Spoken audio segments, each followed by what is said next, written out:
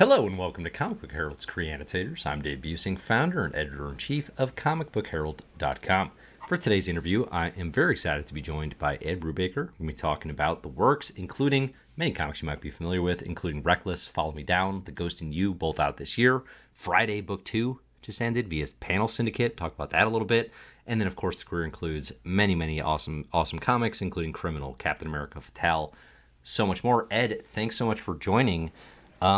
How are you doing today? You had a comics announcement today. You're busy with movies and stuff. How are things going? Yeah, busy day. I saw that email had gone out a couple hours ago, and I was like, oh shit, I forgot they were announcing that today. It's been in the system so long, I didn't realize they were going to announce it the day before a huge election, but it seemed to get a lot of pickup anyway. Everybody's really just been wondering what Sean and I are going to do next anyway. No one's worried about the world. Yep. No, it's we'll talk about that a little bit, I think, if we have time, but let's spend a little bit of time starting here with Reckless. This is the series of graphic novels that you've been producing now basically since the pandemic started. It kind of came out of that, touching back on some of those noir and crime and kind of PI investigative novels that you were a fan of, and there are 5 now that are out, 2 of which came out this year. Yeah. One thing I'm super curious about with Reckless, so your collaborations with Sean Phillips are like uniquely monogamous in comics. Yeah. The medium is full of famous pairings, but rarely so consistent.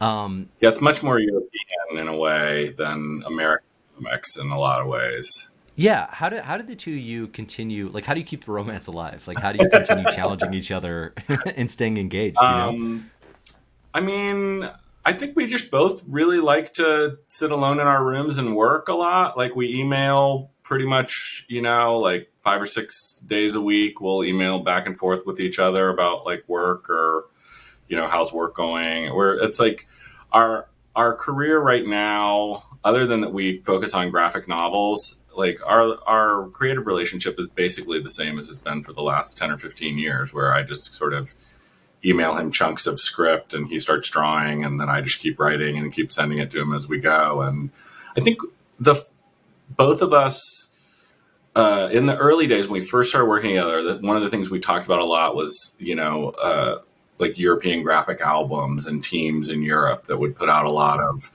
different work. And we both kind of aspired to that as a thing that you could do in comics that, not a lot of people did, like, and especially in American comics. Like, why didn't, Dave Gibbons and Alan Moore do like 20 other projects together after Watchmen? Right. It's just not as common in comics in America, at least.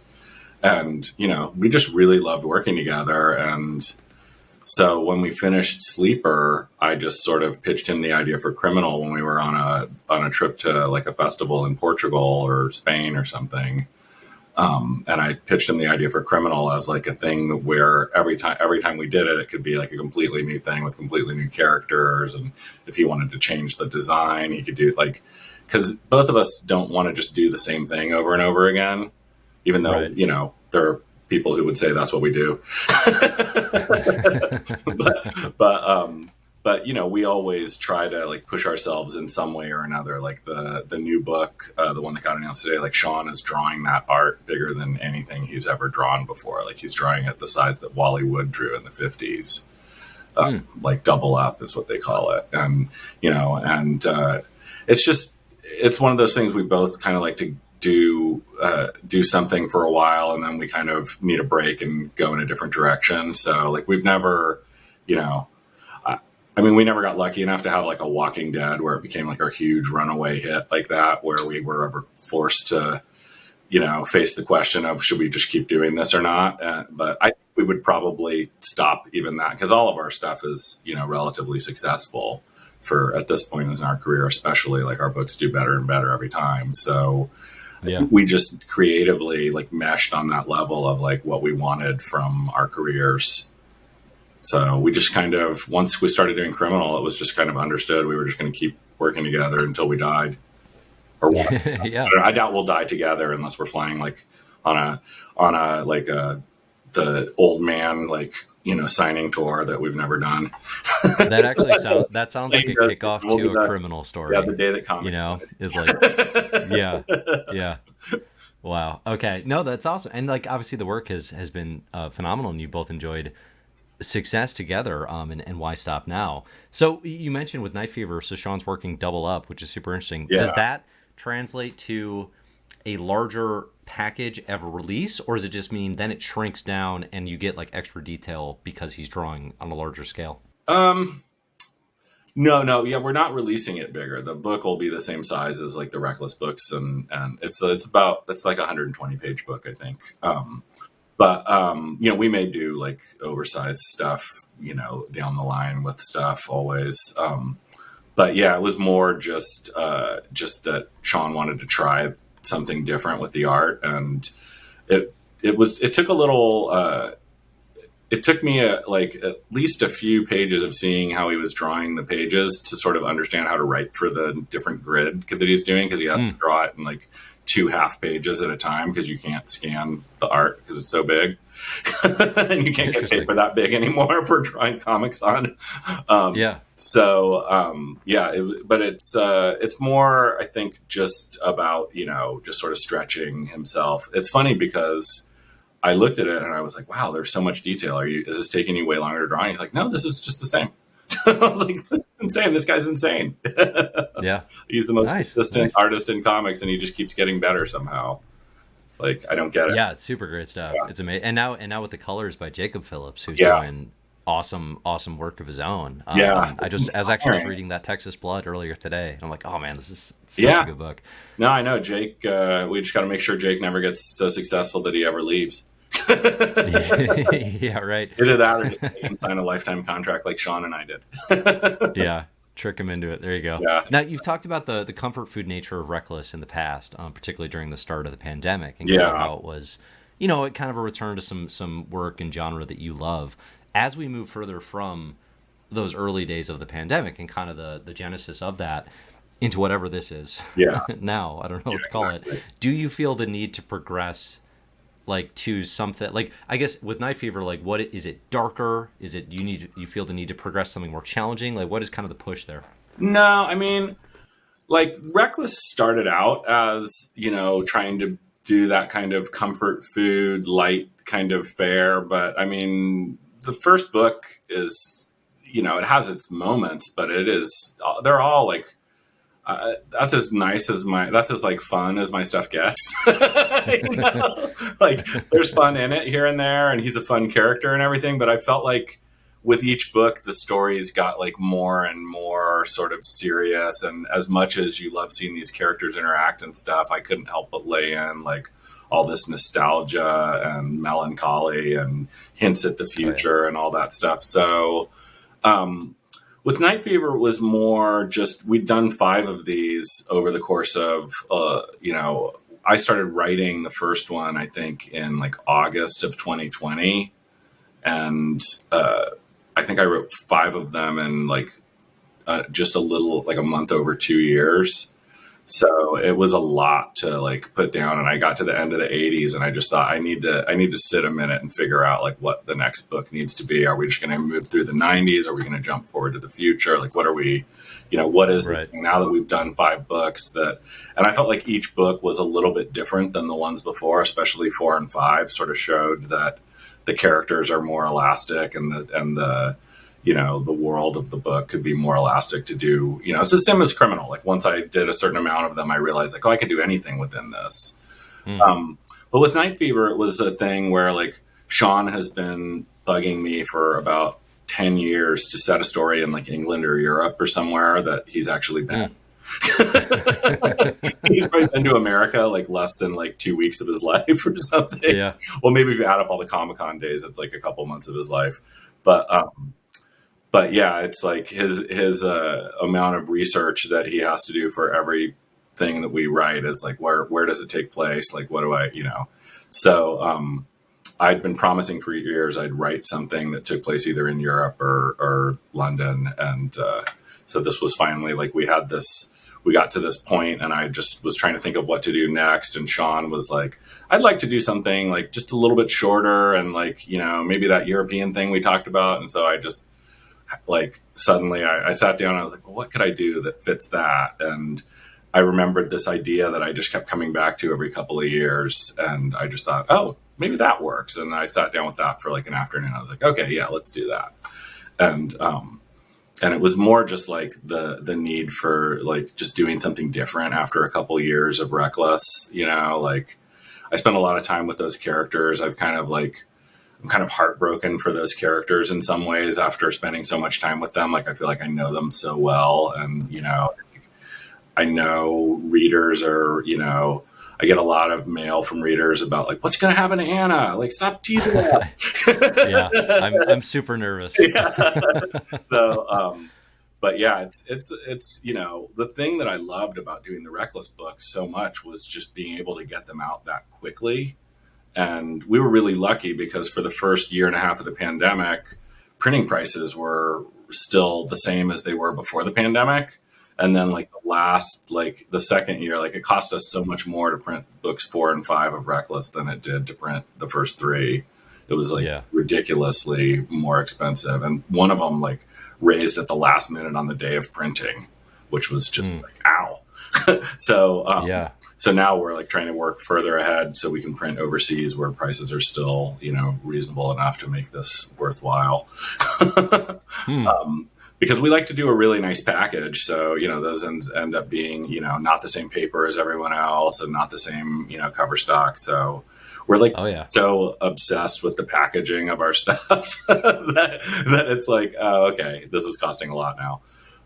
It is nice though. I mean, it is. I mean, definitely the fans appreciate that. You love holding it in your hands. Like it gives it that print value as well, which obviously like the split between print and digital is whatever. But it is one of those things where it's like, I personally, I always feel better and just have a better time if I get the chance to actually hold something like that and read it. It's more fun. Yeah, the only thing I read digitally is something I can't find in print or I need to read right away. For some reason, I need to read a thing immediately for like an interview or, something. But yeah, I'll always prefer print. I mean, I was raised like, print is just, my God, basically. Like my dad was a huge book and comic collector when he was a kid, and throughout his whole life, he was a huge book collector. And so I just assumed all houses came with just walls covered in books. And when I'd go to someone else's house and I was like, where's all your books? Like, doesn't everybody just have every wall in every room covered in bookcases? I was like, no, that's actually called an addiction. But yeah, I think, that obsession with like the design and the packaging and the paper and all of that stuff, that's another part of like why we like to switch things up, is because it allows us a chance to try, new things and, even new paper. Sure. Yeah.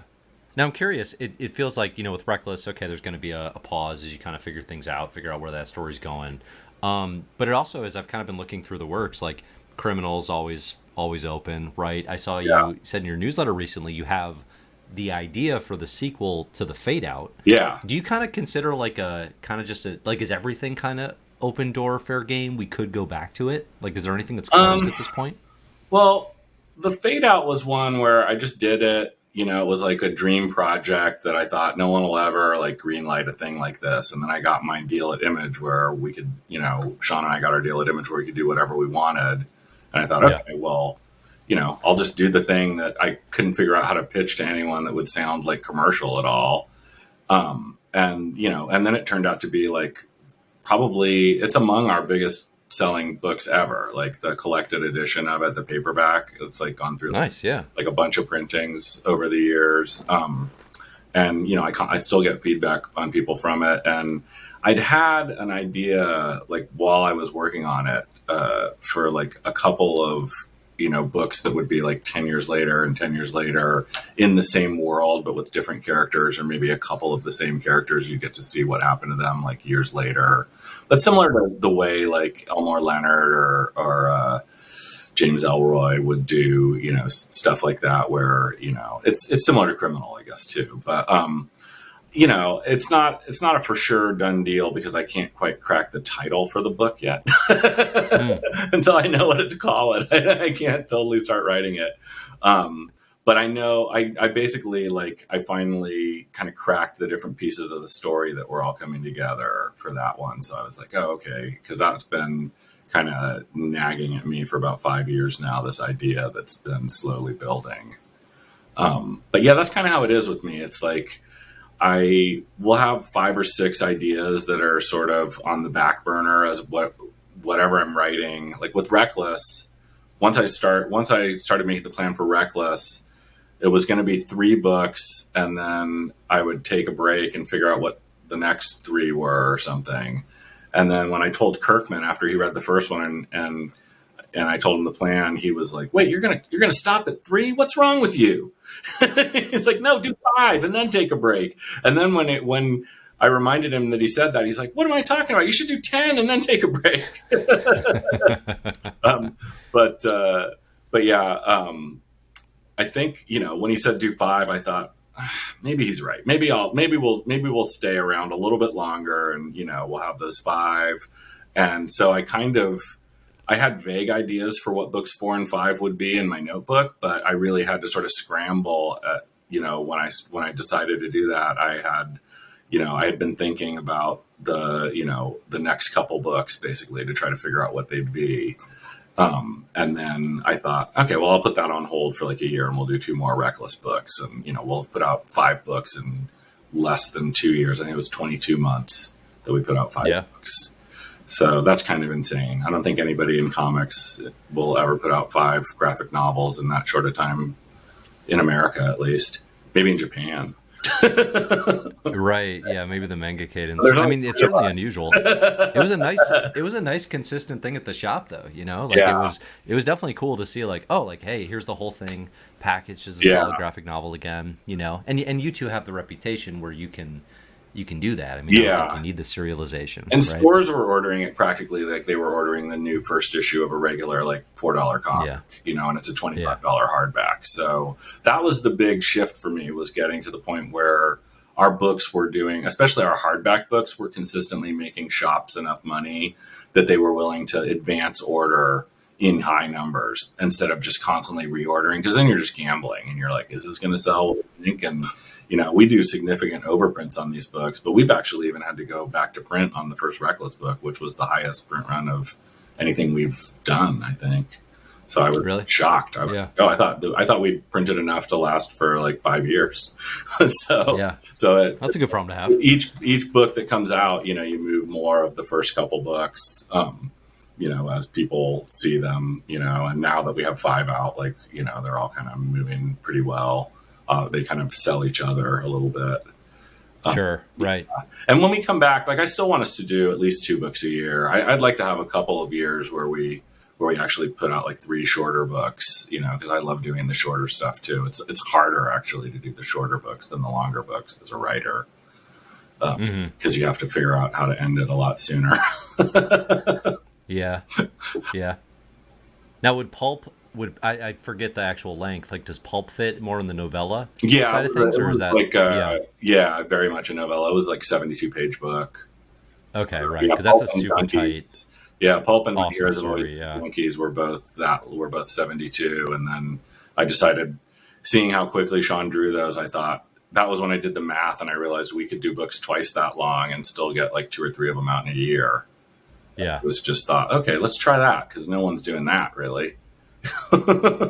Yeah, no, truly. I mean, it's a pretty open market. I was so afraid of being off the stands, like, which is crazy, but that's just how you feel as a comic book person. Like, I've been doing comics my whole life, but I've been being published steadily since the late 90s.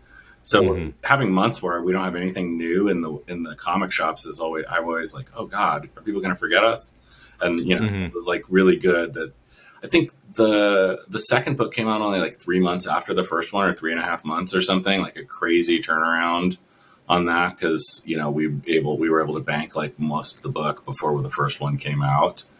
But yeah, it was just, I mean, I think by the time we were nearing the end of the 5th book, we were both so exhausted from the schedule of just, cause you're also having to do, a lot about comics, obviously. So you have to solicit the book like a year and a half ahead of time through the system, it feels like, or like a year ahead of time or something like that. So you're thinking ahead on all these different books at the same time while you're writing one. You're like giving them the cover and the solicitation information for the next one. So it can get a little much, like when it just feels like,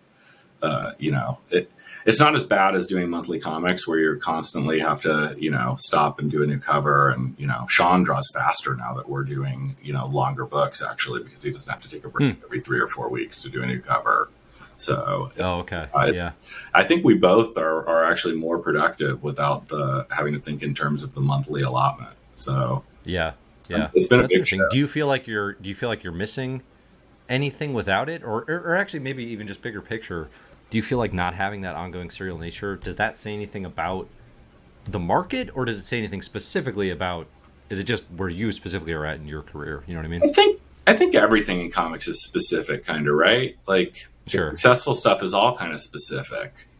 Like remember when Walking Dead was really huge and there was like a million other zombie comics that no one cared about? Yeah, right. Like everything Sure. in comics that's successful is very specific. So I think the goal is to get to the point where you are that thing where like Sean and I can switch over and just start doing graphic novels because we've been doing comics for, by the time we did that, we were putting out comics consistently for like 18 or 19 years. So we had built up a readership and, a fan base within the retail community too, and in bookstores and stuff. So for us, it's like, it's a much easier shift. It would be much harder for people that don't have as, big of names as us or a following as us.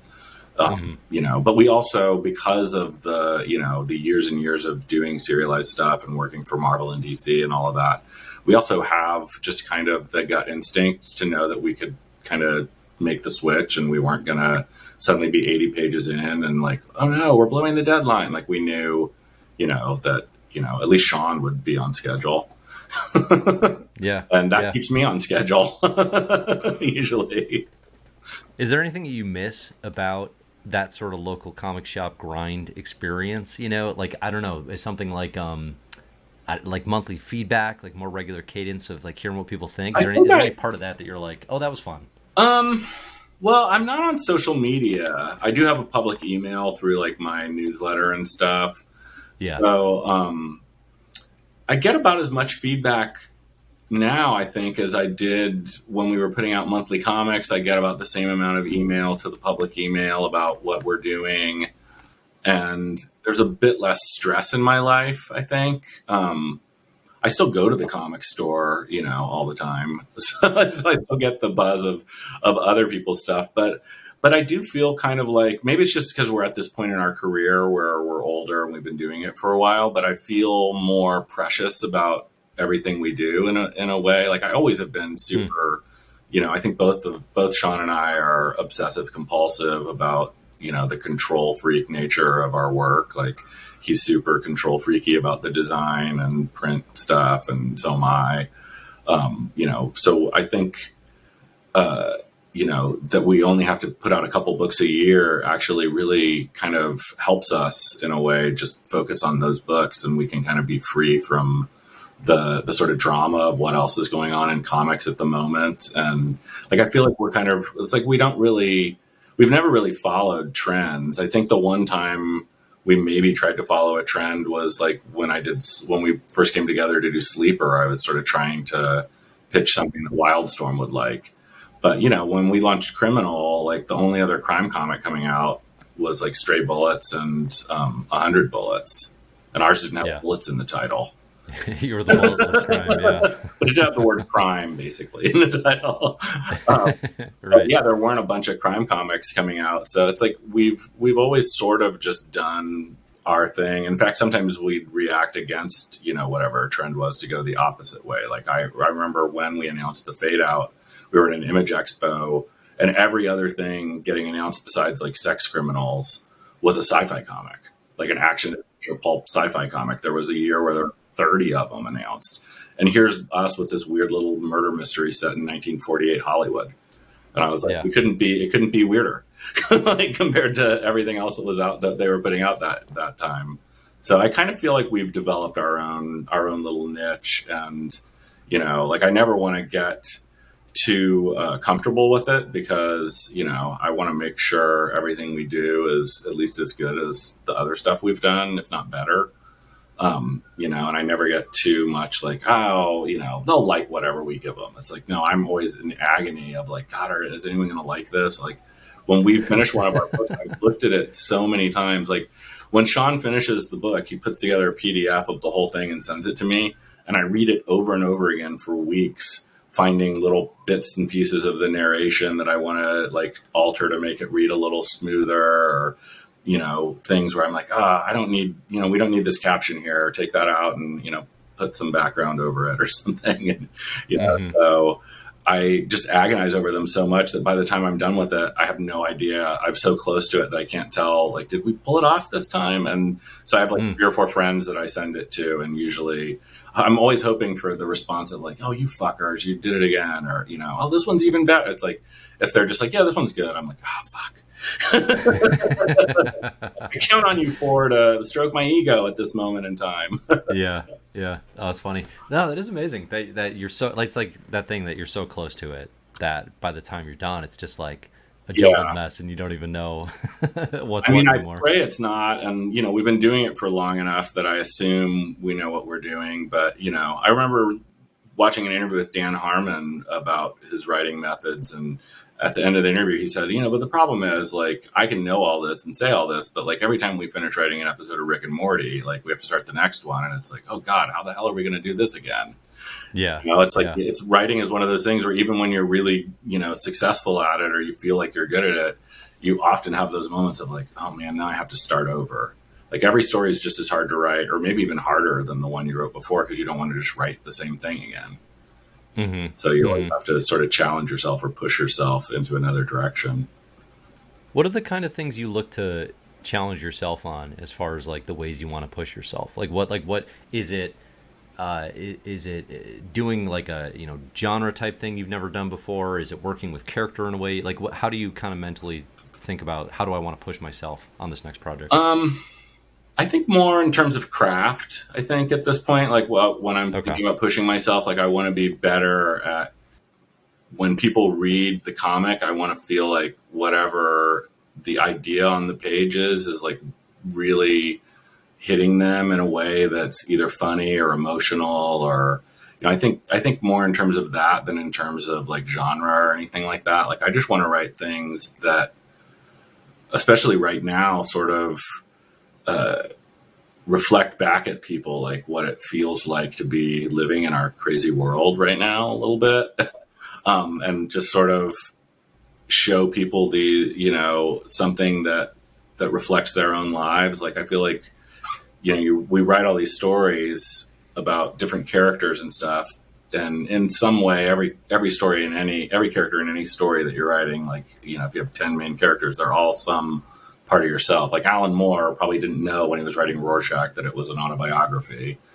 He then grew up to become Rorschach and never compromise. But you're always sort of writing yourself anyway. But the hope is that whatever parts of yourself you're putting in are also somewhat universal to everybody, even if it's specific to you. It's like something, everyone's been heartbroken before. Everyone, eventually loses a parent or a sibling, or, there's these things, or everyone, has moments where they're afraid everyone in their life doesn't really love them as much as they want them to, things like that. Like I'm more about trying to be more efficient as a storyteller and more smooth. Like I'd like someone to get to the end of one of my books and feel like they got something out of it, that they want to read it again and find, I try to put a lot of layers of things in there. Like in the Fade Out, there's 4 or 5 different storylines. Each character has like a whole storyline, but you kind of have to pick it up. If they're like a background character, you kind of have to put the pieces of their storyline together yourself. And a lot of people haven't done that, but the people that have are like, oh, hey, Dottie's gay. And I was like, yeah, that was in there. Right. It's actually stealthy. There's all these storylines for all these characters buried in there. So I try to layer a lot of stuff, so like multiple reads are like worth your time, actually. But I also, it's like sometimes I read a great graphic novel that makes me laugh or cry or really moves me, and it can be like the Sinner comics by Munoz and Sampaio really, excite me and move me. Like the early ones, especially, I just love to look at over and over again. Or like, some Jaime Hernandez comics have moved me to tears. Sure. Like Dan Clowes makes me laugh and sort of hate humanity at the same time. Like, Yeah. I mean, there's just so many great graphic novels that have come out in the world, and I just kind of want to create something that hopefully like means something to somebody. Basically, like that's what I think about every time. Is like, well, okay, what if this is the last one we're doing? Like, I hope this one is like something that somebody's like, this is the coolest graphic novel that ever came out, and then someone else is like, you're fucked. Killer Be Killed is the best thing they've ever done, and everything they did since then sucks. Like. Yeah, sure. Like I love when people are arguing about our books. But yeah, that's what I think about is like, how can I use less words and more pictures? How can I use Sean more and not talk over him so much? Like I look at stuff like that all the time, and just like, how can I sort of refine what we're doing or what I'm doing as a writer, or how can I push it and do things that I haven't done before? And, because honestly, I probably have spent more time looking at and reading comics in my life than I have like talking to people. Like I was an introverted little weird kid on a military base, like for, the first 8 years of my life, and comics were like my first language. So like, I feel like I can do things in comics. Like I also make a living as a screenwriter too. And I can do things in comics that, maybe 10 years from now, if I keep screenwriting, I might be able to pull off those same kinds of things, but in comics, it's just instinctive for me. So that's what it's like for, like I just am trying to, just get better basically. And, I think less and less in terms of like whatever the genre is. Like Night Fever, I referred to as a Jekyll and Hyde story in the Solicit teaser thing. But I mean, it is a little bit, but it was more just like, because the book itself is actually so different than a lot of our stuff, though it looks a lot like a lot of our stuff, but it's really bizarre compared to a lot of our stuff. And I wanted to make sure there was at least some kind of, phrase in there that would make someone get an idea of what the book was about. But yeah, it's mysterious. Yeah, still. Exactly. But it is like, that's the book where like right now I'm really trying to push and, be like, okay, what else, what have I forgotten to put in this book, or what narrative techniques can I use, for this transition that'll be, really like, fun for the reader, or have those moments where they're like, oh my God. Like I came up with the idea for having Sean do like some drawings in color on a black page, so that you wouldn't even know you're looking at what you're looking at until you hold the page at an angle, so you could see it in the light, because there'd be color on the fun black. Yeah, it's just like I want to play around with the form as I sort of try to push our stuff into more sort of pure art, I guess. Yeah, I love that. No, it's awesome. Now, you mentioned, I think one thing that really comes through in your work, and certainly in interviews that I listen to, is just your passion for comics. Like you said there, it's so ingrained in your DNA. Yeah. You've had some really good stories lately, Bad Weekend, I think going back to Criminal, Last Days of the Innocent, just the history of comics stuff, right? Where the industry side of things is often maligned, and rightfully so. You mentioned him a moment ago. Have you read the Alan Moore, What We Can Know About Thunderman, this new I haven't, but I haven't read it yet. I started reading that story. I'm in the midst of like a couple of major writing things outside of the comics, so I haven't had the time to. What I thought was hilarious was like that it was kind of written in an almost Victorian style for a story about comics. Yeah. It was like, wow. No, I got it on book on tape originally, and I'm like, this is not one you're listening to on tape. Yeah.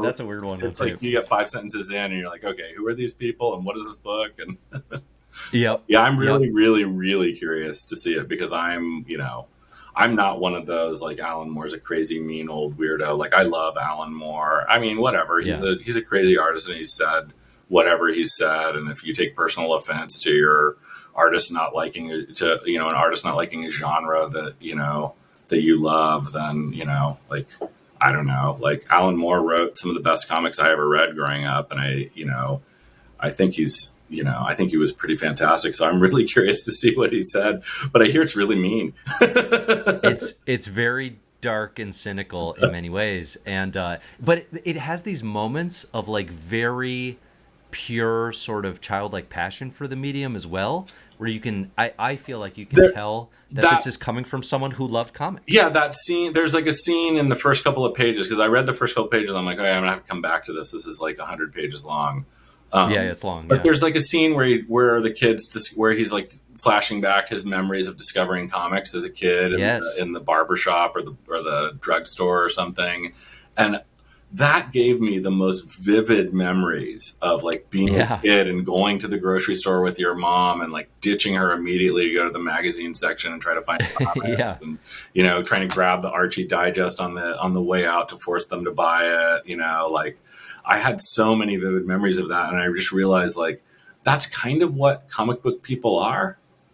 Like we're very much like nostalgic in a way. Like, when I'm going through like depressions or something, I will sometimes want to go back and read like comics that, that I loved in other times, like when I was younger and life seemed more carefree, or something. Sure. And it's like, it brings you back to that moment. It's like, it's funny. I recently had some time where I had to sit around and just, wait for people. And I was just like binging an old TV show. And I was like, I'm going to watch that 70s show again from the beginning. And it was weird because I have nostalgia for having been a child in the 70s. So it was like that show tapped that nostalgia, but then it also tapped the nostalgia for having watched that show on TV when it was on, when I was like, I was dating my wife and living in San Francisco. And it was this weird double nostalgia that I was like, I wonder what would happen if I watch Happy Days, and I'll be like triple nostalgia. Yeah, right. But I feel like that's a show in the 70s about an older era. Yeah, but I feel like that's a big part of comic book fandom, is like we're all sort of caught up in this nostalgia for whatever era of comics we discovered, but also we all have whatever moment it is when it's like the first time someone ever gave you a comic or you ever saw a comic somewhere. And it's like one of those moments that really, even as a kid, you probably were like, that was the greatest moment. Like, but it sticks with you for your whole life. Like, I think comics saved my life as a kid. Like, I was a loner kid who had to move like, a lot when, and if I didn't have comics, I don't know who I would have even been. It's like I only started writing because I wanted to draw comics. And so I was like, well, I don't have any. I asked my brother to write a story for me to draw, and he said no. He was older and was not interested in comics, actually.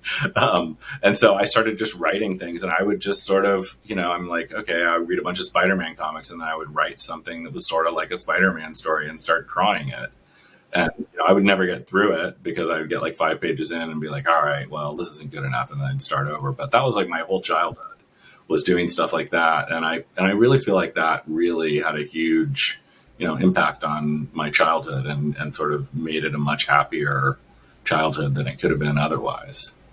Yeah. No, that's fascinating. No, it's the sequences you're describing are exactly what I'm thinking of when I say like there was like a real emotional sort of purity that I was connecting with. But then but if you keep going, then like 3 pages later, it'll be like the darkest, like meanest stuff. Well, I mean, the thing about Alan Moore is like, I was there at the San Diego Comic-Con that he was at, the only time he ever went to San Diego Comic-Con. I was like a teenager, and I was the biggest Alan Moore fan in the world. I was front row at every single panel he was at, including the one where Jim Shooter got up in the audience and started yelling at him and Frank Miller and Gary Groth on the stage. And Jack Kirby and his wife were sitting in front of Shooter, and they stood up in the audience and started yelling at Jim Shooter. And so I was there at that convention, and I was at the panel where they announced Watchmen. And DC Comics specifically announced it as a creator-owned book that would revert back to them a year after publication. It was this huge thing because they were using it to rub Marvel's face in their big mess with Jack Kirby that was happening at that exact same moment. So DC got all the goodwill of this thing, and then when it became successful, they there was so many different ways they could have handled that would have been more equitable than just keeping the same deal in place and pissing off the best writer in comics. Like, they could have just said, okay, well, look, it's turned out to be really successful, so here's what we're going to do. From now on, we're going to split the profits 50-50, Sure, and that would have right. been equitable and fair because, like, the book has earned billions of dollars. It's been constantly in print. It sells like 100,000 copies a year or something ridiculous like that. Like, it's one of the best-selling comics of all time, and, they did it.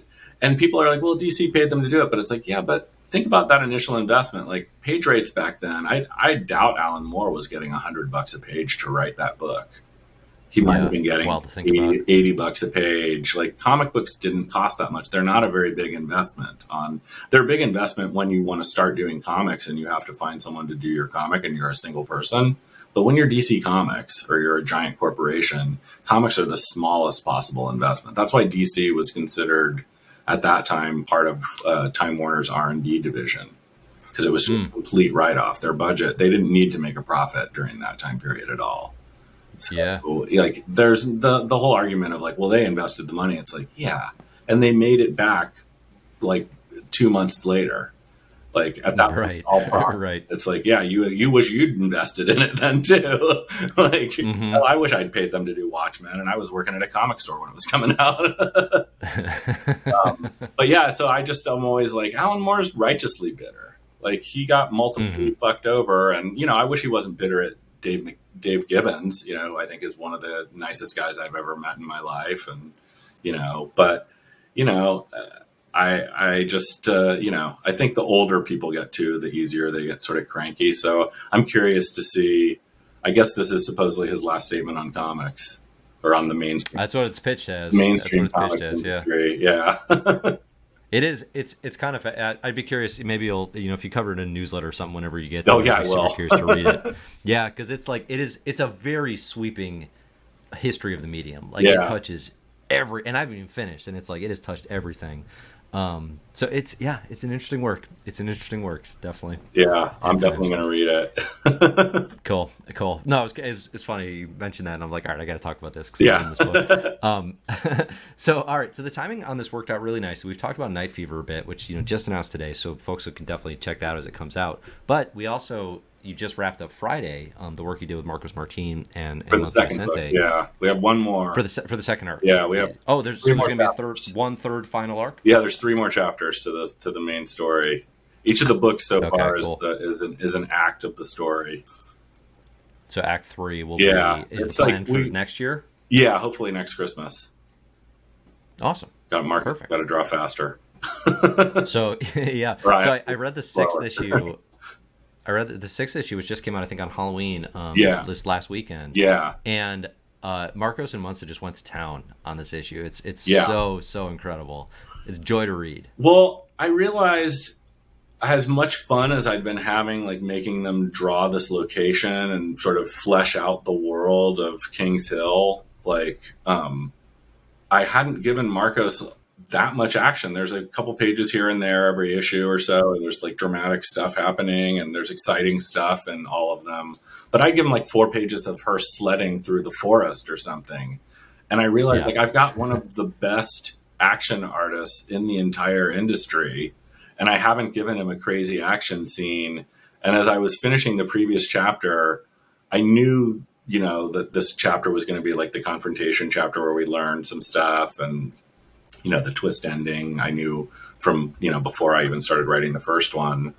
But as I was starting to do it, I was like, you know what? I think she should just be in motion for like the whole first 2/3 of the issue, because I really want Marcos to have that chance to really show off. And that fight scene inside her house where when the cop sort of transforms into the monster, and I was like, it looks like Junji Ito mixed with Steve Ditko or something. Like it was way creepier than I expected. Yeah, and I'm like, that is even cooler than I imagined it would be. I wrote in the script that she tries to pull the axe out of her head and her face like pulls, with it. And the way he drew it was like, oh my God, that's actually really horrifying. And this is like, I know my friends let their kids read that one because it's the only book of mine that you could even show a kid. You know? Yep. Other than like one Yep. episode of Batman Adventures that I did like 30 years ago or something. There you go. But yeah, so I was like, well, you might want them to be like 12 or older when they read this one because this Yeah. specific chapter is very horrifying. But yeah, he did such an amazing job. I was like, oh, that's as good as anything he ever did in Daredevil. It does look awesome. It looks so great. It's a really fun book for folks who haven't read it or don't know as much about it. Obviously, we're talking about it in detail, but it takes the teen detectives premise, but it essentially is okay. But then what? Right? Yeah. And has our main character Friday. She had gone to college, and now she comes back to her home. Of course, she gets caught up in another mystery.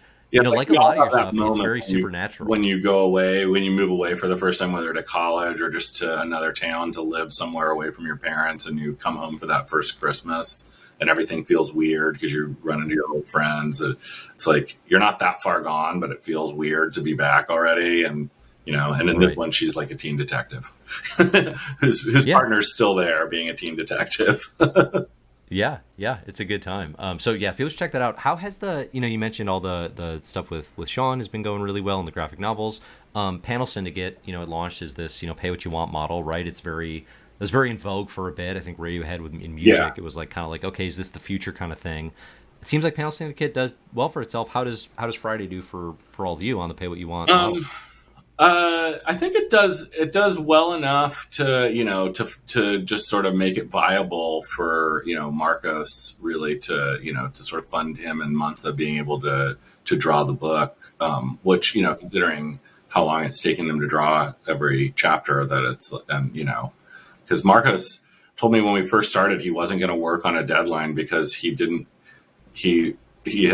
was to this point in his career where he never wanted to be unhappy with a page of artwork that he was sending off, which is like insane because I don't think any artist will ever be not unhappy with pages in the batches that they're sending off. But when he told me that, I was like, oh, that's kind of badass that he's just like, I'm doing this as long as it takes me to do it. And I mean, I think it's the best art of his entire career. Like when he sent me the first designs of Friday, I was like, holy shit.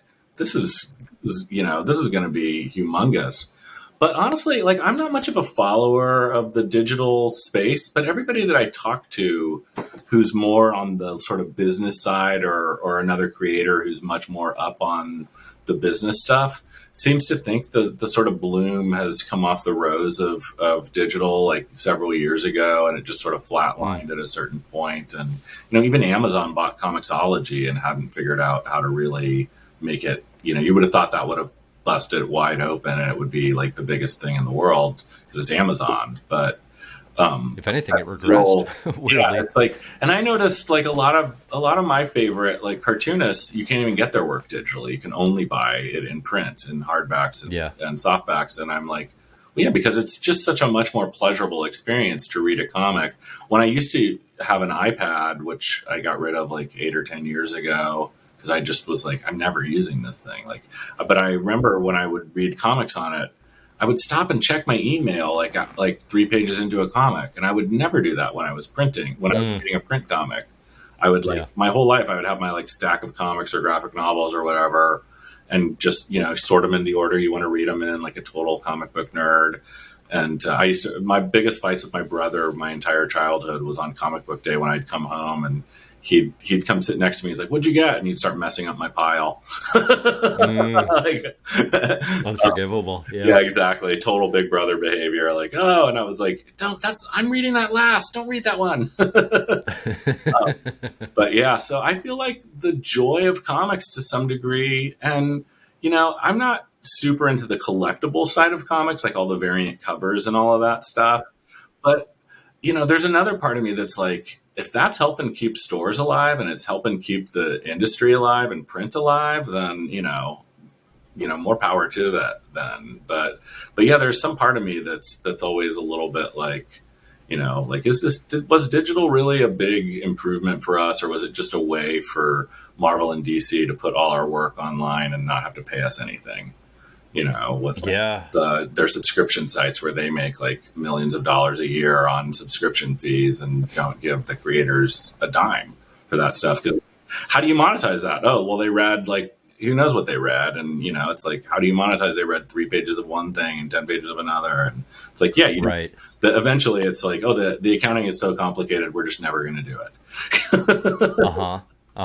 Which is not a good answer. Yeah. So do you, and when you get literally nothing out of that? Oh, for like the subscription models? No. Yeah, because I'd heard them say in the past, like all a little bit. Subscription services, other than like Netflix or like the streaming services, we've all sort of subscribed to, but in general, the subscription services for books or music or film or TV or whatever, the amount of money that goes to the artist is either nothing or like so much less than they would have made before those services were offering them to subscribers. So you have these multi-billion, these companies raking in all these subscriber fees, and I mean, there's a really good argument that we just spent 10 years moving from cable to streaming, and all we really did was go in this giant circle. So you have to go buy like a package of streaming stuff. And all that we really did was get rid of residuals for people who create TV shows and movies. Like the companies are now more powerful and they're more consolidated and they own the platform. They own every aspect from creation to delivery. And a lot of them even are talking about trying to start publishing. And like they want your publishing rights and stuff when they want to adapt your thing into a TV show or a movie. They also want to buy your publishing rights or just get them for free. Like even if they're not a publisher, like someone like Netflix they'll float that as if like they could do that, and it's like, you don't even have a publishing company. Like what do you want the rights for? But everybody wants to be Marvel and DC, because they see those myths. Like it's weird to me that I grew up in an era where you had to kind of hide the fact that you were a comic fan when I was a kid.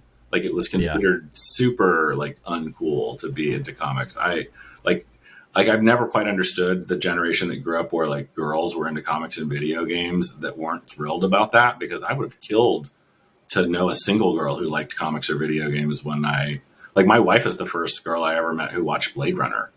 I think I proposed to her that day. Like, what's your name again? But yeah, it's like the whole world has changed, and Marvel is like the biggest thing in pop culture of all time. Like Stan Lee is the most influential person of the 20th century, it turned out, in a weird way, or of the 21st century so far. It's really bizarre to me. And people get so mad when like someone like Martin Scorsese like bags on those movies. It's so goofy. It's so goofy. I know. It is like, can we just win like graciously? Like things are good. Things are good. Just enjoy it. It's going really well. And most of the stuff is actually that's what's crazy about it, is how like enjoyable so much of it is. Even the stuff where I feel like, okay, I didn't need to see like, that many explosions in Act 3 or whatever. Like, sure. But it's like now they're making weird, quirky ones. Like I loved the Shang-Chi movie, actually. Like that was super fun. Like, an Awkwafina in a Marvel movie. Like what the hell? Yeah. That was a good time. I like that movie. Yeah, for sure. No, like the more off the beaten path stuff, I think they can do too, and take some chances, get a little weird. Yeah. I think that'll be a good thing for it. Change up the game a little bit. And those, for as much as I, can complain about not having made, enough money off of any of that stuff getting adapted, like those Marvel movies have opened so many doors. I mean, I go into meetings, people know who I am because of the Winter Soldier, and my other comics and stuff. Because now there's, all these, every place in Hollywood, is now run by the guy who used to be the assistant of the guy who, would read the comics for them back in the day, and now those guys are all like in charge. Okay. Yeah. The people who used to read a thing and tell their boss about the comic that they need to have a meeting with the guy about, and you go to the meeting and they'll be like, "So you're some comic book guy?" Now those people don't exist anymore in Hollywood. You got to actually know it. Interesting. So how is the adaptation side of things going? I mean, I know you're keeping busy. I know there's been a lot of your works that have been picked up. But what's the most exciting, most top of mind stuff you got going down?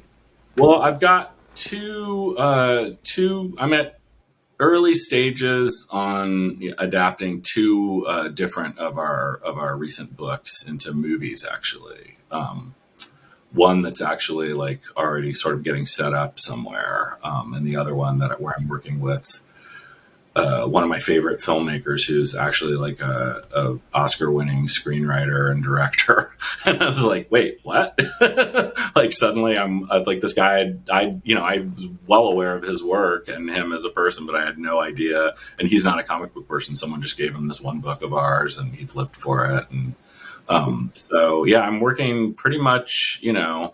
I divide my time about half between writing, comics for Sean and Marcos, and writing, Hollywood stuff right now. And so, yeah, it's like, I'm optimistic on these ones more than I've been on other times right now. But with the Hollywood stuff, it's like, even when I was doing the TV show at Amazon with Refn and it was like greenlit, like I thought it was greenlit, and we were being paid to write all the scripts, and we were, opening up our production office and hiring people and everything.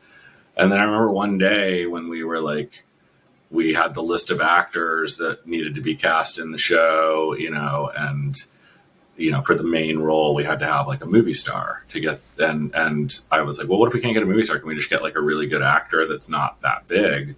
And they were like, no. I was like, what? Well, what happens if we don't? And they were like, oh, then they'll just pull the plug on the show. So like if he hadn't signed Miles Teller to do that show, they just wouldn't have made that show. And I was like, but they've spent all this money, and they're like, yeah, but that's just what they do. And like, especially at that point, I think now I don't think they care as much about movie stars there. Like the guy playing Jack Reacher was like one of their biggest watch things, and like that guy was in like 2 TV shows before that. Like he's not a movie star, and everybody loved him. So, but yeah, I think it's interesting to see, the changing market right now. Like I worked on that Batman show with Bruce Timm for the last year, and like a month ago, HBO Max pulled the plug on the show. Like, well, they didn't pull the plug. They actually just said, we're not going to air it on HBO Max, and we're going to shop it instead. Like, they didn't actually pause production even. Like, we're making the show. And, like no production has yet been paused, but, there's no official announcement about where it's going to be. So weird. But yeah, it was really, I feel like it's kind of shockwave through Hollywood of, like now, like I think other platforms are starting to look at how much they've been spending on stuff, because they all went into crazy spend mode, and I think like we all talked about this in Hollywood, that there were these things being built, and they were doing vertical integration and all that stuff, and that they were trying to consolidate and own everything and be more in charge of their distribution and all the stuff that they've done. But we all expected it to happen slower. And I think the pandemic sort of made it go a bit faster. And maybe that's made it blow up a bit sooner too. Because with the Zaslav stuff at Warner, like it just felt like a little bit crazy until they announced the James Gunn, thing the other day. Right. Where you're like, oh, okay, now people are calming down, because it's like, okay, they put one of the best Marvel guys in, who also did the best DC stuff so far, probably, of the recent stuff. I he's not you for sure. 90, so it's like, oh, okay. Like I trust that. Now I'm excited about what they're going to do next. Like for the first time. But my show got sort of washed out in the midst of that. So people, hopefully will eventually see our show. And I think probably on the same schedule that they would have seen it before. But it's weird to me that Warner Brothers was willing to sell Batman somewhere else at this moment in this market. And now, because of that, I think other places are going to start reevaluating their choices and be like, well, could we get more for Star Trek if we'd sold it to, Netflix or Amazon or somewhere else? Right. Like Criterion. Why don't we license the old Star Trek to Criterion, with the original cuts? Or something like, why are they not monetizing this stuff as much as humanly possible, is kind of what Zaslav is thinking, I think. It's so funny too, because this is exactly what you said, where then it's like, well, now it's a decade ago where, the license, because everybody was trying to get all their stuff in-house and try to get it. This is our catalog, right? And it's funny because, through the Writers Guild, you get these emails and it's all about, the packaging for a while. And now it's all about, hey, where did residuals go? And it's like, Like, that's the problem is, like, in the old days when you used to work in TV, if they reran your episode of TV, you basically got your entire payment for that episode again. So, like, people who worked in TV in the 70s and 80s are still making bank on syndication money and stuff. And, like, I mean, those guys who, got money on Seinfeld, like fucking Steve Bannon got a piece of Seinfeld because he worked for like some network that helped syndicate it or something. Yeah. And it's, Yeah. Okay. like, those guys, they never need to work ever again, and they're still working anyway, But, like, those days are so gone. Like, it's been so long since a outside studio or a production company could own a thing and anyone would buy it, really. Like, so I'll be curious. I'm hoping for that breaking apart and going back to the way it used to be more, where studios could develop the stuff and own it and partner with, instead of everybody wanting to only buy from themselves. It's just a weird it was a weird time in Hollywood, and I'm really curious to see where it's going to go next. But yeah, I spent a few years, unfortunately, like, I signed it. I was on an overall deal at Legendary, and we were trying to develop a couple of my projects, and then I worked on a couple other things for them during that. But, like, right when we were about to go out with this huge thing where we had like a huge director attached, and everybody was really excited about this package for one of my books, the pandemic hit, and we just sort of sat there for months trying to figure out, like, well, do we go out? What's going on? And the occasional thing was selling, and everybody was still saying, well, we still want to hear pitches. And, but of course, everybody was just sort of going about their business, but no one was really buying for the most part. It was not business as usual. So, like, that really kind of sucked the momentum out of, my hope for getting something done. Because I really felt like, okay, I've got a guy who everything he attaches to gets made right now. And, he wants to do this. And it was like a mini series thing. So he was going to direct all 3 episodes. And then that's just gone now. And, but I'm optimistic about the new stuff. Like, I feel like both of them have elements. Like, I have a movie star attached to one of them that is, somebody who I really love as, like, a person and an actor, who I've been envisioning for the character since I started writing it. And, people could probably guess who that is. But yeah, there's elements in these, with a director and a star on, a star on one and a director on the other, that it's like you start building those elements and you get a better chance of actually getting it made. So it's okay. But yeah. Just, you're just pushing that rock up the hill. The amount of great scripts I've read that don't get made. It's like, I mean, Charlie Kaufman, can't get everything he writes made, and he's the greatest screenwriter who ever lived, probably. So, so the Martin McDonoughs of the world are few and far between who can sort of get.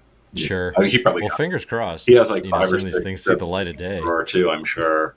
Yeah, I know. That's the thing, is like, I've gotten jaded about it, where it's like sometimes when someone calls, like, about one of my books, like inquiring about the rights, I actually just get depressed, because I'm like, oh, now we're gonna have to go through this whole dance again, and then it's never gonna be made. And so I've been doing it for long enough now that that it's like, it really has to be like like if George Clooney called me up, I'd be falling all over myself, because I'm such a fan of his, and would love for him to work on any of my stuff. But it's like most times when people call me up about stuff, I'm like, okay, sure, set up the meeting, and I just treat it like it's just any other work. But it's just like, it's so different from comics, because everything I write in comics comes out.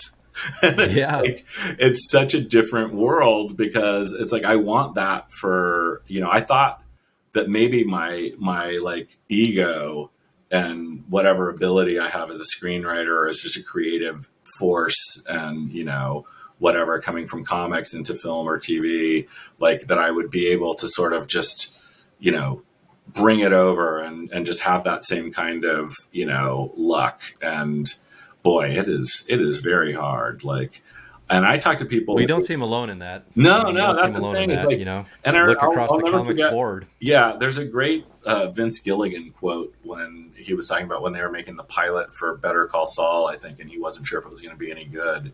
He said, when you're making an episode of TV, you never know if it's going to turn out good or bad, and it's just as hard to make a bad one as it is to make a good one. Mm, Like yeah. you're doing all the exact same things, and then it cuts together, and you're like, oh, this didn't work. So that's the other thing with film and TV is like, even when someone adapts your book, if it's, like there's great filmmakers who've just made terrible adaptations of stuff. And then you have something like A Simple Plan where it's like Sam Raimi and it's like the least Sam Raimi movie of all time.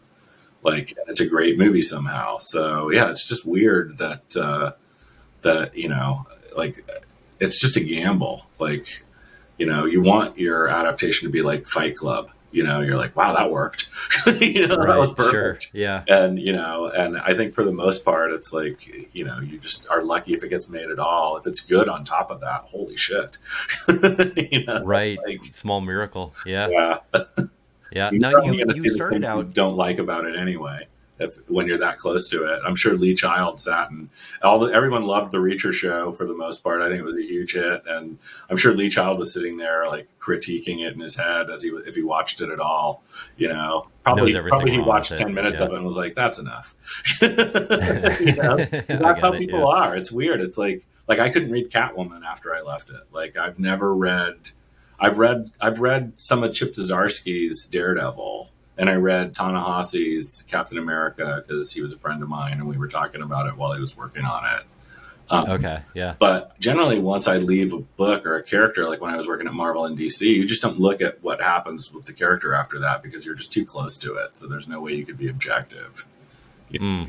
You Do you feel like too?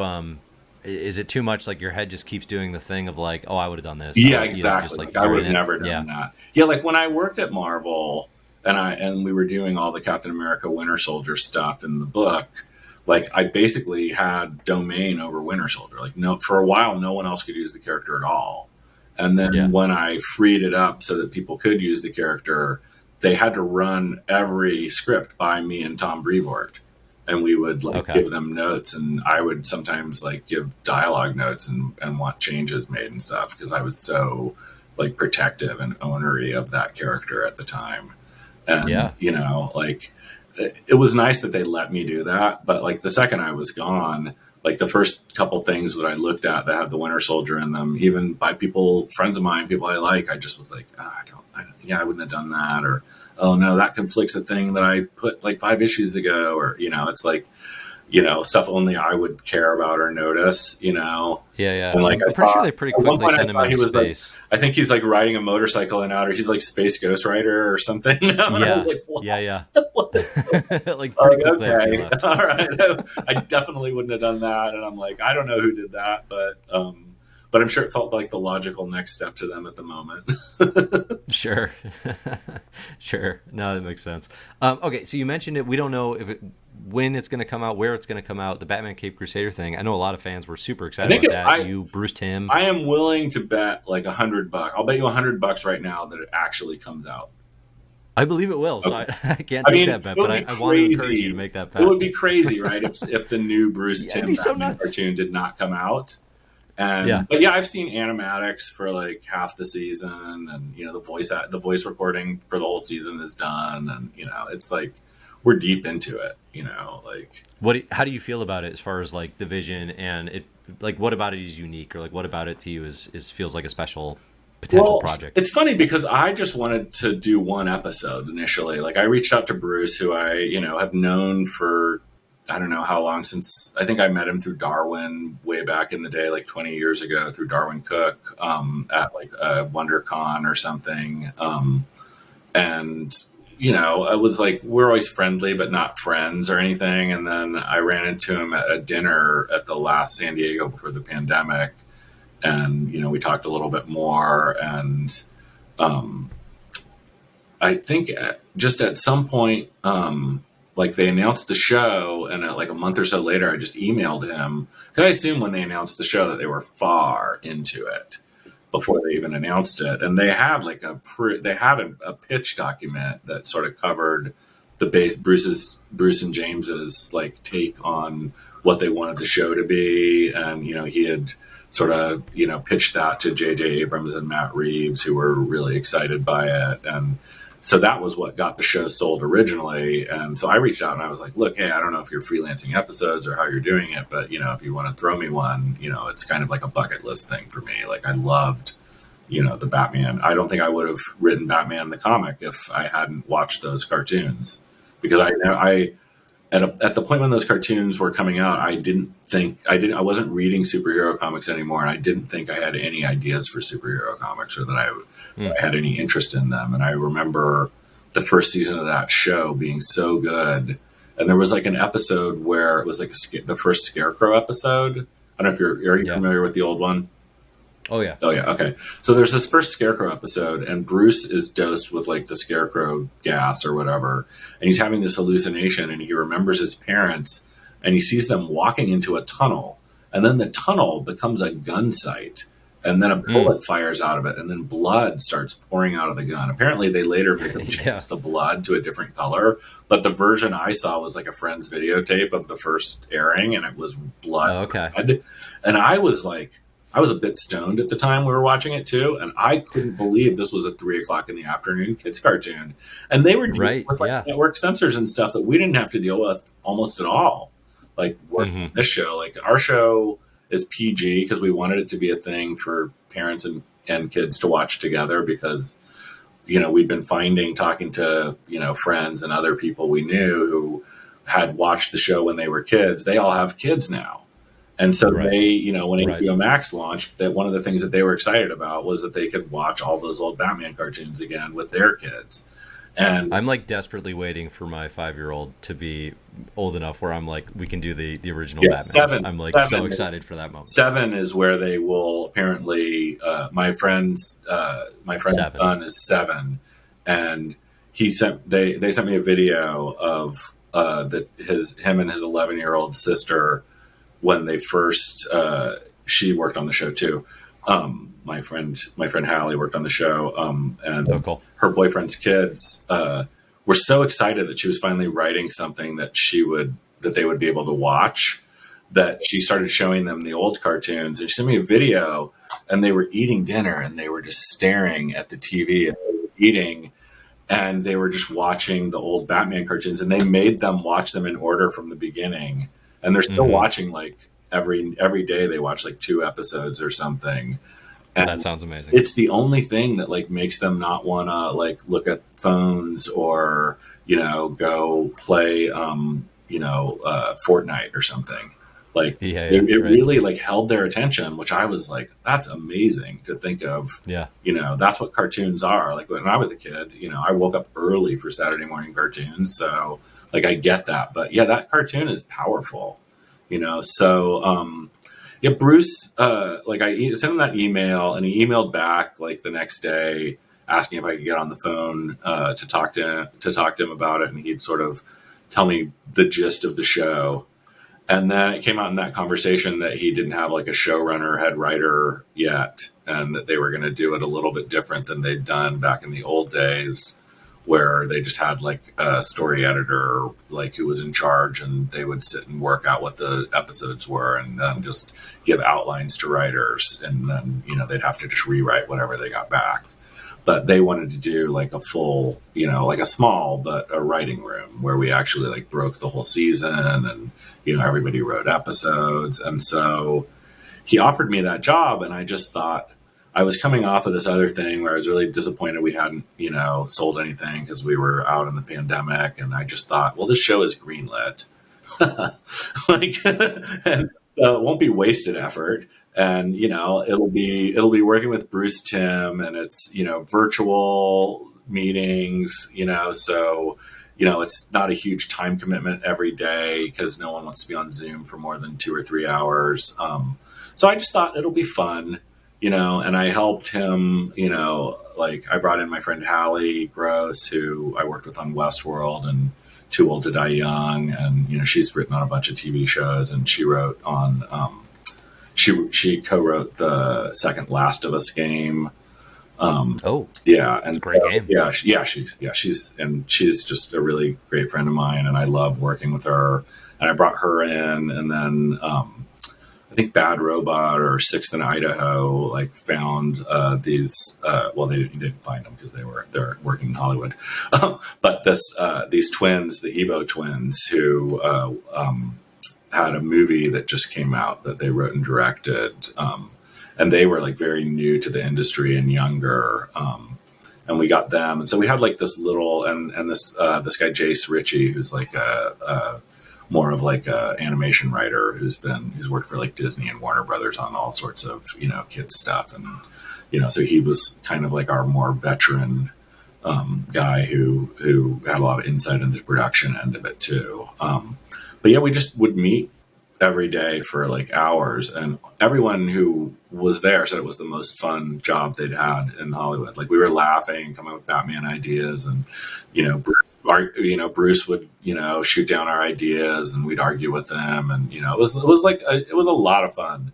But I will say, like, the main thing about the show is like there's definitely moments in the show where I'm like, oh, I wrote that, or oh, that's cool. Like I remember helping us do that, but it's like it's very much like Bruce's vision that I think he and James came up with together. But I think it really goes back a lot to what Bruce really wanted the original show to be, and so. Like it's PG, so it's not adult, but it's definitely more adult, and Yeah. and it's different. It's not it's not a continuation of the old one. It's like a reboot of Batman as like a 40s pulp character, and so it's really exciting. Like when he told me what it was, and he told me like there was a thing he'd come up with that was like a take on part of Batman that I'd never seen before, and I was just like, holy shit. So yeah, it's I think he couldn't have come back to Batman and doing a Batman show like that unless they sort of let him do it whatever he wanted, kind of.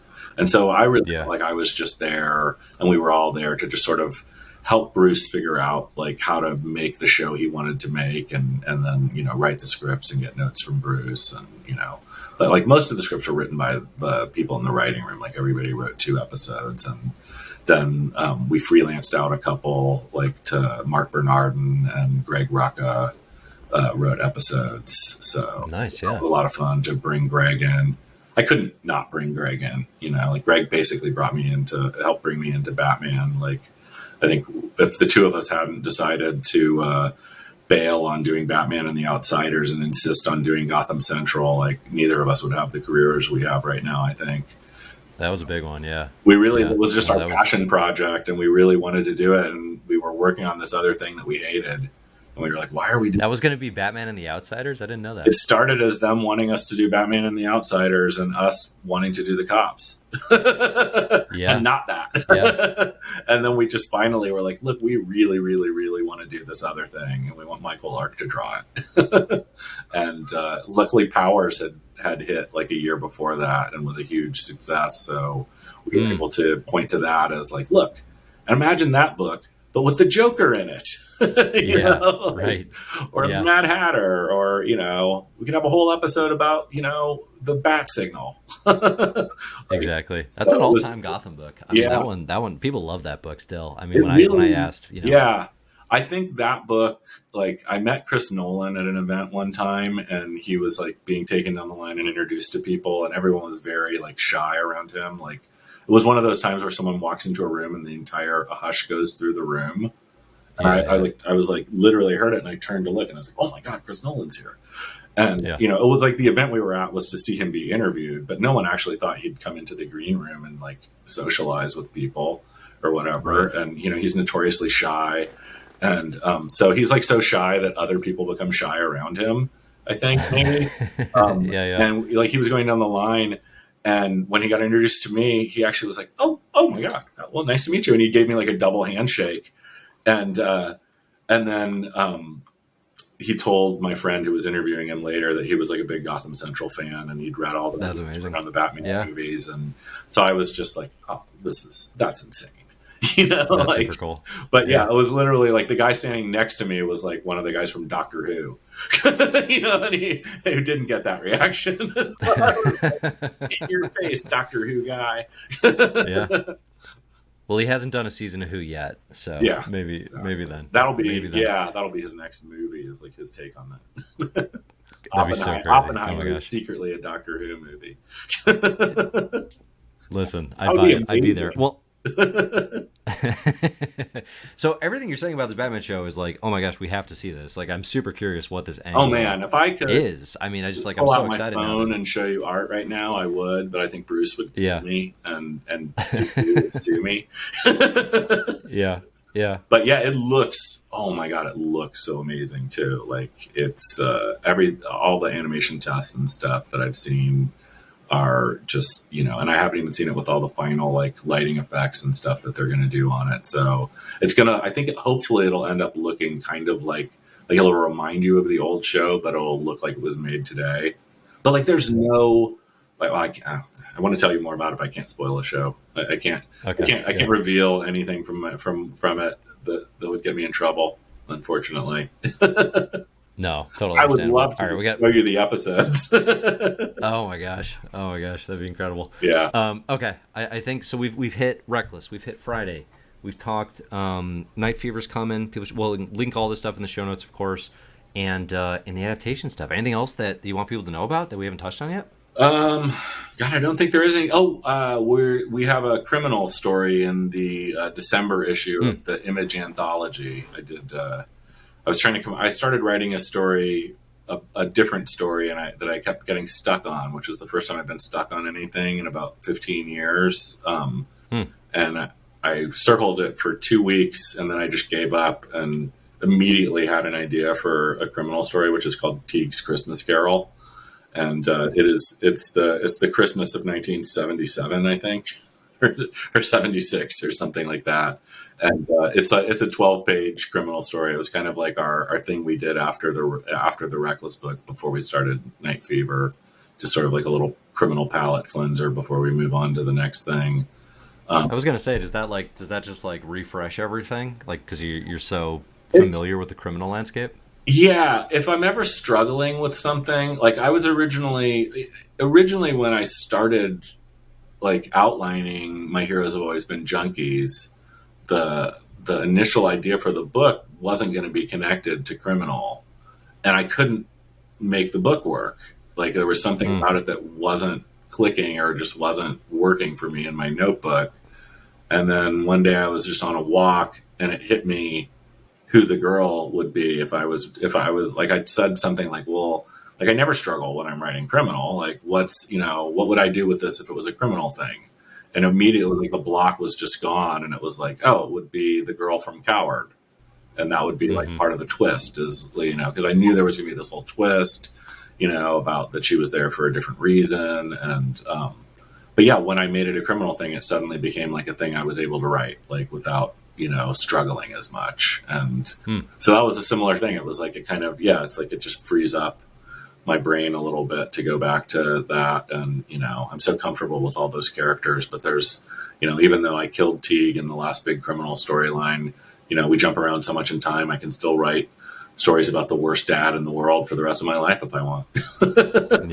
Yeah, it's always out there. Yeah. Okay, cool. So that's gonna be the Image anthology this winter, and then I think the other thing we didn't touch on is you did a Parker story, right? In the new Darwin Cook reprint. That's pretty cool. We did a thing. God, yeah, we did that before Reckless. That was a thing Sean drew after Pulp. Oh, so you've been sitting on that. Yeah, he drew that right after Pulp, right before Reckless, and it was seeing the pages from that was part of what made me want to abandon the thing I had started writing instead. That was like, I think on some level, I thought I was seeing all these interesting fantasy comics come out, and I thought, what would be our take on like a sort of fantasy thing? And I had an idea that I thought was kind of interesting, and I started sketching it out, and it just started to feel too big and also a little bit too bleak in a weird way. Like for like the early days of the pandemic, it felt too bleak to be writing something like that. And I was seeing these fun Parker pages come in from Sean, and I just thought, God, I wish I could do something like Parker. And I've been looking at all Darwin's Parker books, and I was like, well, what's stopping me? Like, why don't I just, and it was like Reckless came out in a burst of energy over the next like 3 days. I filled a whole notebook with ideas for the character and the initial, like 1 page, like, notes for each book for the first 3 books, like must have filled up like 12 pages of my notebook in just a couple days of, and then I was like, I think this is the thing. And then I wrote the opening chapter just to see, and it wrote really, fast, and I could see it. And, I sent it to Sean, and he drew it like the next week. And I was like, okay, I think this is the thing. But yeah, it was like that Parker story. I just loved seeing that. And, that was really interesting, because when Sean when Scott Dunbier initially asked us to do it, not long after Darwin died, like I reached out because I couldn't think of what I could do to help, really, other than, like you never know what to do when people die, right? And I just thought, well, the only thing, I want to make sure that like his best work is preserved. Like maybe there's something I can do along that lines. So I said, look, if you need us to help like design a book or sort of help you shepherd it through print and, through press and stuff like that. And, and then he's like, what if you guys did like a bonus story? And I was just like, oh, I don't know about, our stuff being in the same book as Darwin's stuff, and then he sort of convinced us to do it. And he asked me to try to find like, a moment from one of Westlake's, or Richard Stark books to like Darwin had adapted a chapter from one of them into like a short story for the previous collection.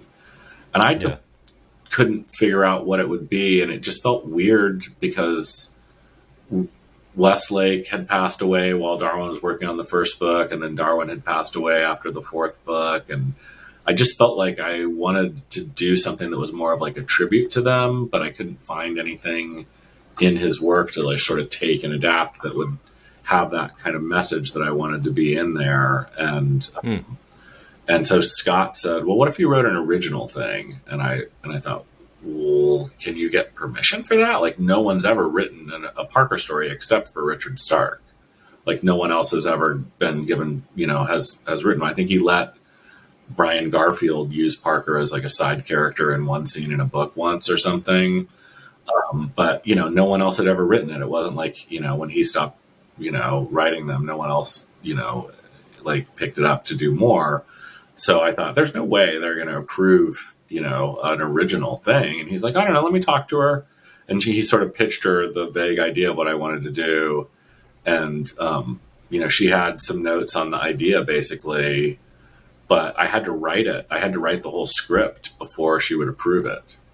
And, so I just like wrote it hoping that, that she would like it. And, and it was like the most pressure I ever felt under writing anything, I think, because I was just like, man, like he's one of my favorite writers of all time. I realized while I was writing the story, how much of my writing style is like absorbed from like him and Ross McDonald and, maybe Frank Miller a little bit, like with the, but I'm way more wordy and rambly than Frank. I do terse little sentences. But like I realized how much of what I did came from him is because it was so easy to slip into like a version of his voice for that story.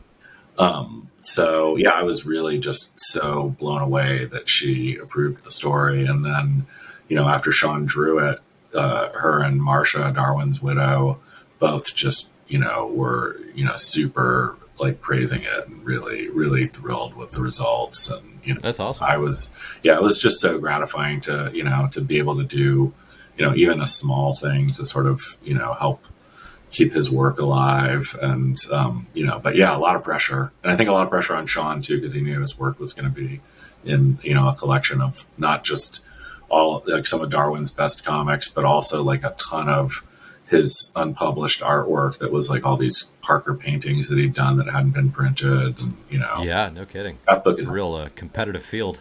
Yeah, exactly. So yeah, he had to be in that. So I feel like we both probably felt the pressure there. And then I think that was part of why going from that to Reckless was so much fun for us, because it was like, all right, we just did something in someone else's world in this kind of milieu. Like, let's do our take on something, but let's do a good guy instead. Like, like criminals not that far away from the Parker world. It's the Southern California version of of that world a little bit. Yeah. And a little bit more focused on emotions than any of the Parker books ever were. People care when people die in my books. Yeah. At least some of them do.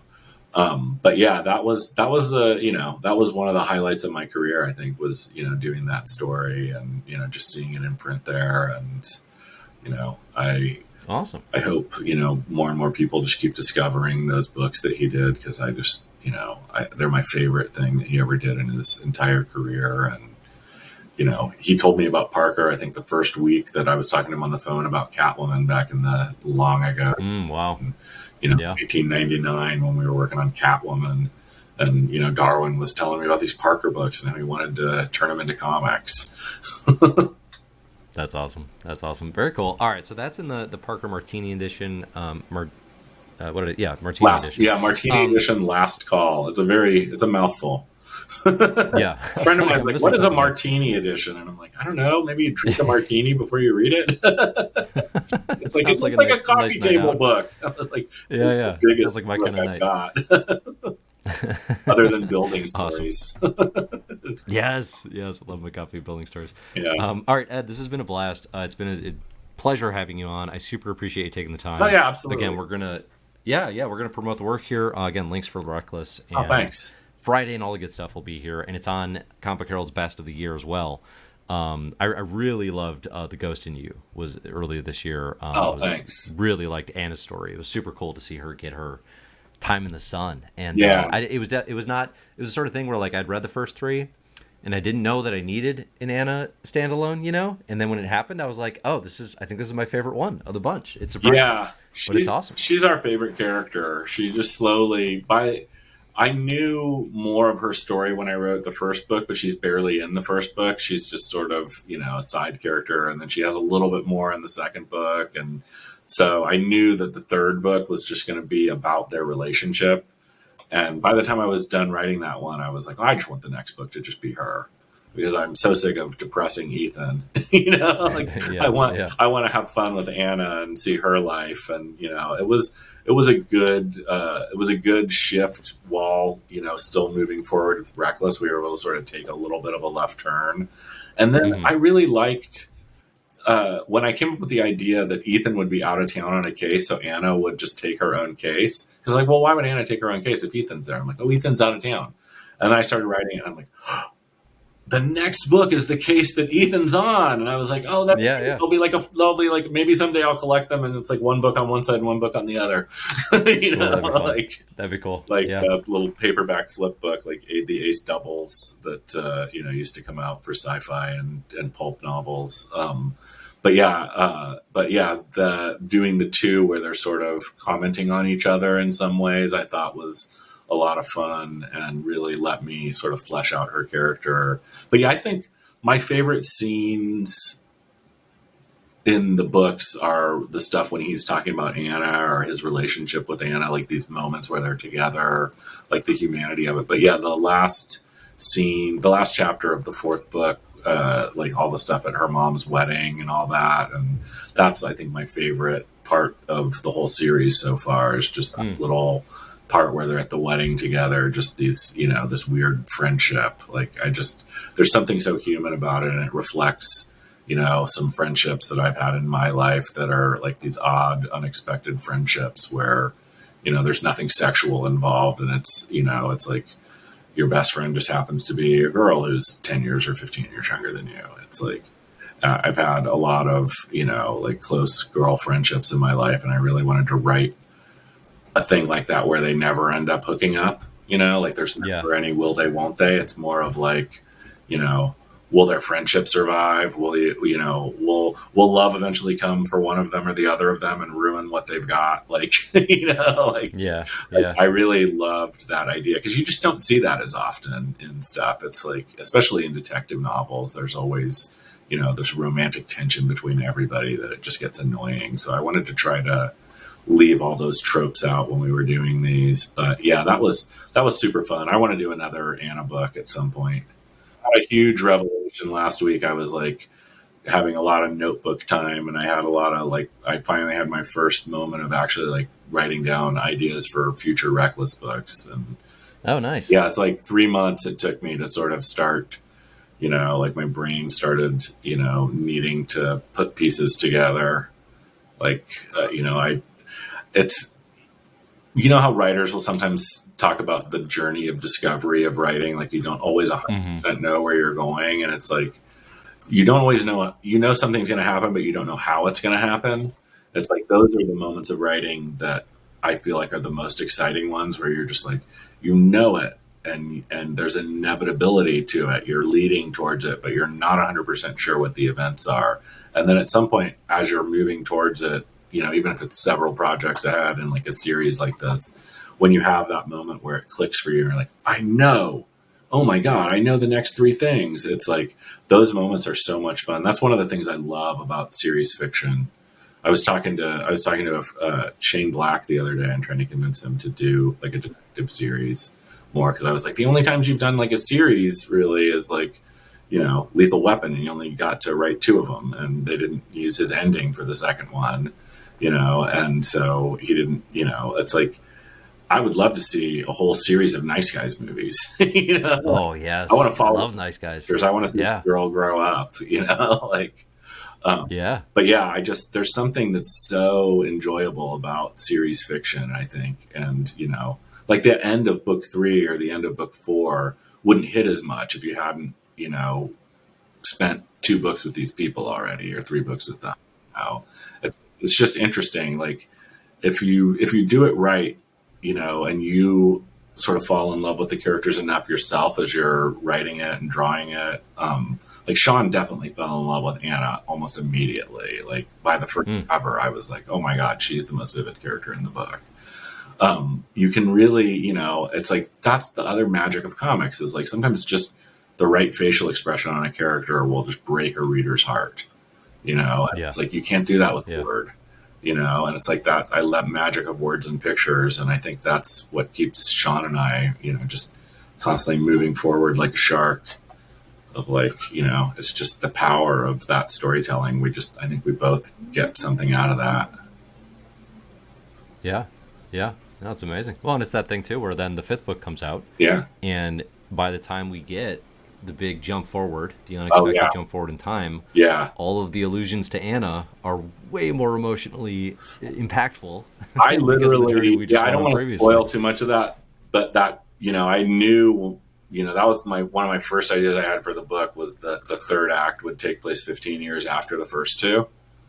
But when Sean sent that first page, even though I had written it, I remember writing it and feeling sick to my stomach.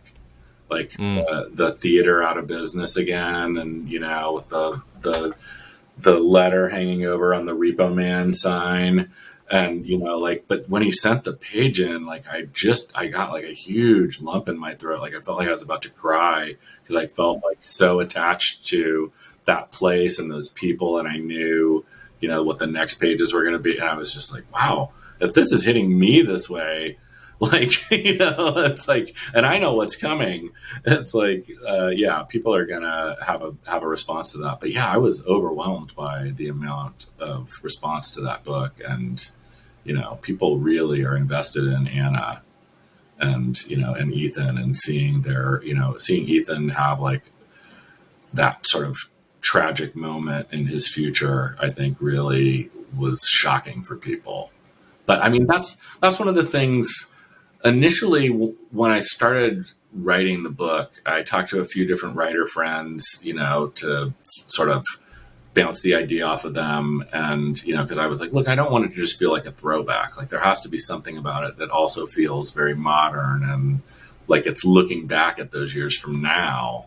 And I just suddenly was like, oh, that's exactly what it is. It's like him as an old man writing the stories of, these are the interesting cases. Or these are the stories of, this life I lived that are the ones I feel like writing down. Because you figure, like, most private eyes, if you talk to them, most of their jobs are super boring. You would never want to read a book about it. Like maybe they have 3 interesting cases in their entire career. For a series detective, we'll give them 10, 15. But yeah, it's a trip to be threading that needle. It's a lot of fun. Cool. Oh, well, again, this has been awesome. I really appreciate you taking the time. Yeah, absolutely. Loving the work. And yeah, no, it's been awesome. Thanks for coming on. Thanks a lot.